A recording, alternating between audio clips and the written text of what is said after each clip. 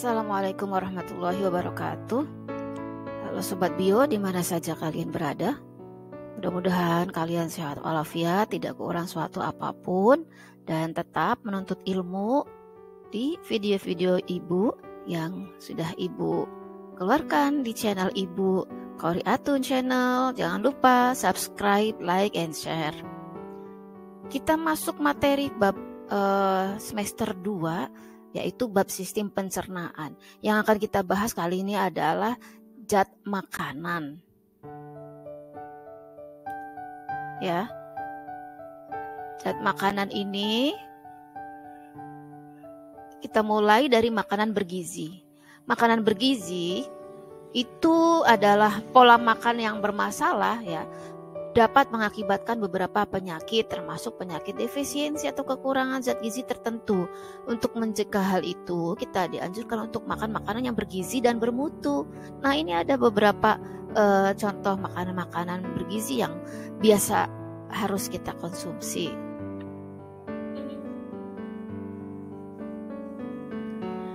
Makanan bergizi itu harus mempunyai nilai gizi yang ditentukan berdasarkan kandungan protein, karbohidratnya, lemaknya, vitaminnya, mineral, dan serat nabatinya. Nah, ini kriteria makanan itu harus bermutu.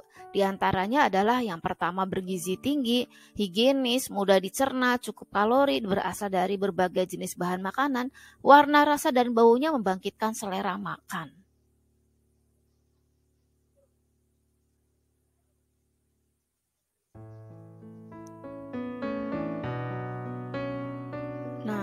Untuk setiap hari atau kita dalam mengkonsumsi makanan itu, kita harus mengalami atau harus melakukan suatu usaha perbaikan gizi. Nah, untuk melakukan usaha perbaikan gizi, kita harus mengikuti penyuluhan tentang gizi, ya. Masyarakat diberi penyuluhan tentang gizi, yaitu tentang ilmu hubungan antara makanan dengan kesehatan. Penyediaan bahan makanan itu mengusahakan pemberian makanan-makanan yang mengandung lisin. Lisin itu asam amino esensial, ya. Ini banyak sekali mengandung terdapat pada biji gandum. Membuat makanan suplemen atau tambahan, mengolah bahan makanan yang dengan cara tertentu agar kandungan gizinya itu meningkat.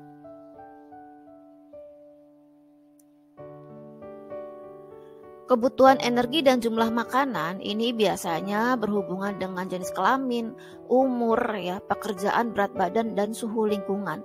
Kita lihat laki-laki itu membutuhkan makan lebih banyak, ya, daripada wanita.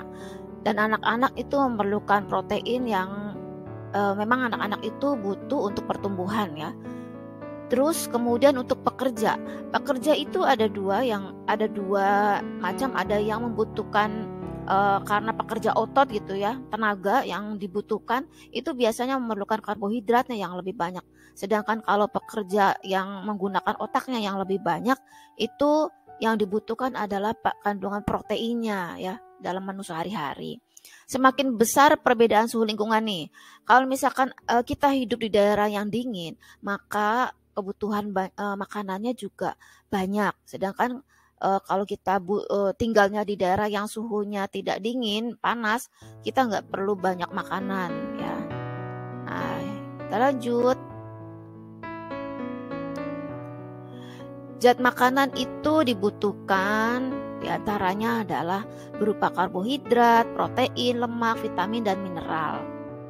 Kekurangan salah satu zat makanan gizi ini terutama dalam jangka waktu yang lama, ya, ini bisa menyebabkan gangguan dalam tubuh. Sebaliknya juga kalau misalkan kelebihan zat makanan juga tidak baik, ya, untuk kesehatan. Keadaan tubuh di mana komposisi zat makanan tidak seimbang ini disebut dengan malnutrisi. Ini adalah zat makanan yang harus kita konsumsi tiap hari, ya. Jangan ada yang kekurangan, apalagi dalam jangka waktu yang lama. Ini ada karbohidrat, protein, lemak, vitamin, mineral, air, dan begitu juga zat aditif.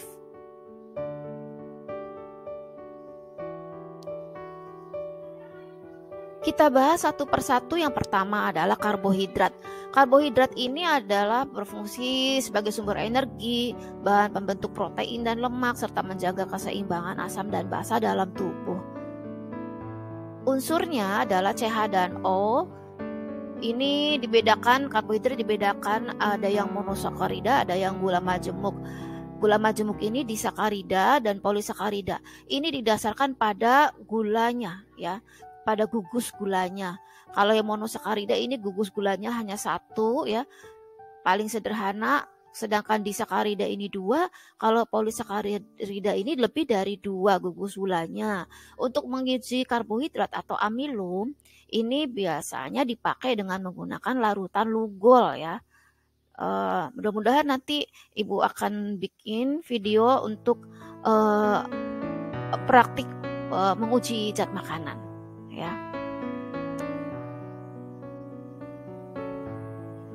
Masih dengan karbohidrat. Nah, ini ada tabel jenis karbohidrat berdasarkan jumlah gugusnya. Tadi ada monosakarida, disakarida, dan polisakarida. Nama ininya, ya, nama gulanya itu ada. Kalau yang monosakarida itu ada 3, ada glukosa, fruktosa, dan galaktosa.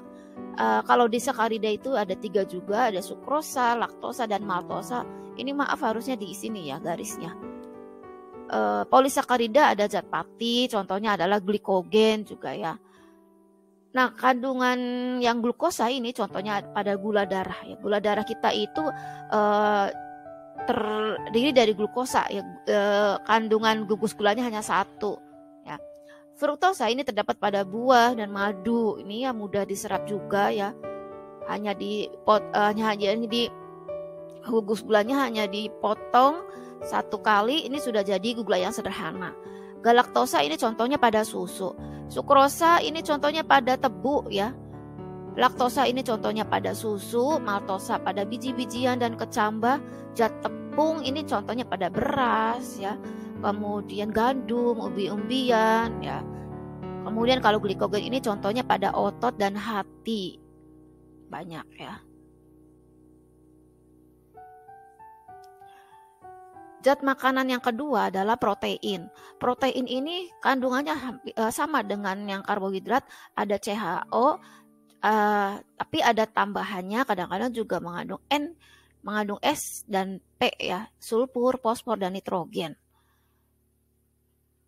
Molekul protein itu molekul besar. Molekul sederhananya adalah asam amino, dan asam amino itu ada yang esensial dan ada yang non esensial. Asam amino yang esensial itu yang tidak diproduksi oleh tubuh kita, sehingga harus didatangkan dari luar tubuh. Sedangkan yang non esensial itu tidak perlu didatangkan tubuh karena asam amino itu bisa diproduksi oleh tubuh kita sendiri. Tuh. Fungsi dari protein adalah sebagai sumber energi, ya, untuk pembuatan plasma sel, pembentukan enzim, hormon, dan lain sebagainya. Banyak, ya. Nah, untuk menguji protein ini kita pakai larutan biuret, ya. Nanti, ya, pada saat praktikum. Zat makanan yang ketiga adalah lemak. Lemak ini juga kandungannya mengandung unsur CH dan O, ya. Juga sama sebagai sumber energi, hanya ini kalorinya tinggi karena 1 kilokalorinya mengandung 9, ya. 9 kalori. Kemudian lemak ini didasarkan pada ada yang larut di vitamin, pelarut vitamin, ada juga yang tidak, ya. Lemak ini juga dibedakan menjadi lemak sederhana, ada lemak campuran, dan ada lemak asli. Asam lemak jenuh. Nah, ini yang berdasarkan tingkat kejenuhannya, ada asam lemak jenuh dan ada asam lemak tidak jenuh. Asam lemak jenuh ini misalnya pada mentega dan gaji. Ini bisa meningkatkan kolesterol, ya. Juga bisa kolesterol ini bisa bermasalah pada jantung, bisa menutupi aortanya, ya, arterinya. Kalau asam lemak tidak jenuh ini biasanya pada lemak nabati yang berasal dari tumbuhan, ya. Keberadaan lemak ini bisa dites dengan kertas minyak. Ya, mudah ya. Hanya kita oleskan saja pada kertas minyak. Kalau itu dilihat transparan, maka itu artinya positif mengandung lemak makanan tersebut.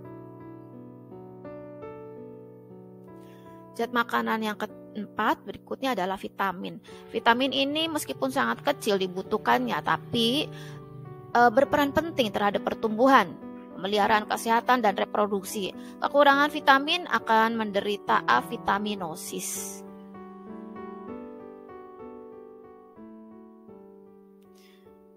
Ini ada beberapa contoh vitamin dari mulai vitamin A, B, B-nya juga ada B1, B2 ya, sampai B yang banyak ya, B kompleks istilahnya. Ini ada fungsi-fungsinya, pada tabel ini ya ada fungsi-fungsinya, ada contoh sumbernya, sumber makanannya baik dari nabati maupun hewani, dan juga akibat avitaminosisnya atau defisiensi vitaminnya. Di sini kalian bisa baca sendiri di tabel yang sudah lengkap ini.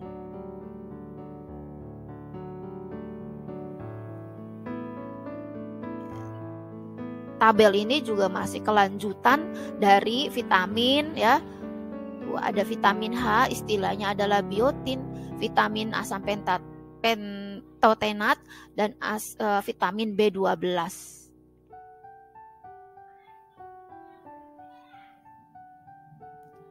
Berikutnya adalah vitamin C ya. Vitamin C nama istilah lainnya adalah asam aksorbat ya. Ada lagi vitamin D ya. Vitamin D ini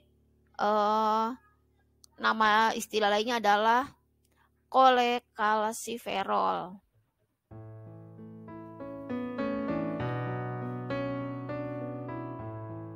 Masih dengan vitamin ya.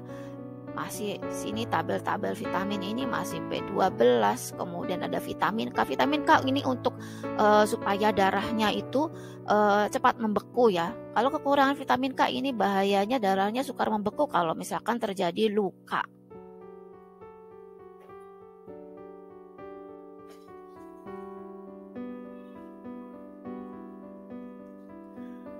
Berikutnya adalah mineral. Mineral ini merupakan komponen yang vital bagi tubuh juga seperti halnya vitamin. Meskipun kebutuhannya kecil ya, tapi ternyata penting untuk pembentukan hormon, tulang, gigi, dan darah. Kekurangan mineral juga mengakibatkan defisiensi seperti halnya vitamin ya. Nah, ini ada contoh mineral kalsium. Fungsinya pembentukan tulang dan gigi, pembentukan darah, dan menjaga aktivitas saraf serta otot. Contoh sumber makanannya ada dari susu, sayuran hijau, kacang-kacangan, dan juga daging. Gejala defisiensinya ada rakitis, kejang otot, kemudian osteoporosis, darah sukar membeku juga. Nah, ini kalian bisa lihat pada tabel berikutnya juga yang masih berhubungan dengan mineral, gitu ya. Di sini ada mineral natrium, ada zat besi, ada iodium, kalium, dan magnesium. Terakhir adalah air. Nah, air ini hampir di tubuh kita ini adalah 70-80% dari tubuh kita ini adalah kandungannya air. Sehingga air tidak boleh kekurangan sedikit pun ya pada konsumsi air kita. Nah, ini air sangat esensial untuk kelangsungan hidup suatu makhluk. Fungsi air adalah sebagai berikut: mengangkut nutrisi ke berbagai jaringan, mengangkut sisa-sisa metabolisme dari jaringan keluar tubuh, dan sebagai media berbagai reaksi kimia dalam tubuh. Ini Ibu juga sertakan foto-foto yang sebelumnya tadi yang kekurangan vitamin, kekurangan mineral juga Ibu sertakan bagaimana kalau kekurangan foto-fotonya juga ya. Ini juga ada foto-foto anak-anak juga harus nggak boleh kekurangan air, orang dewasa juga nggak boleh kekurangan air. Nah, demikian saja yang sudah Ibu jelaskan tentang zat makanan. Ibu harap setelah kalian mengerti akan zat makanan, kalian jangan sampai kekurangan zat makanan, kekurangan vitamin, kekurangan mineral, dan juga kekurangan air ya. Ingat, kesehatan kita adalah yang utama ya. Demikian saja, wassalamualaikum warahmatullahi wabarakatuh.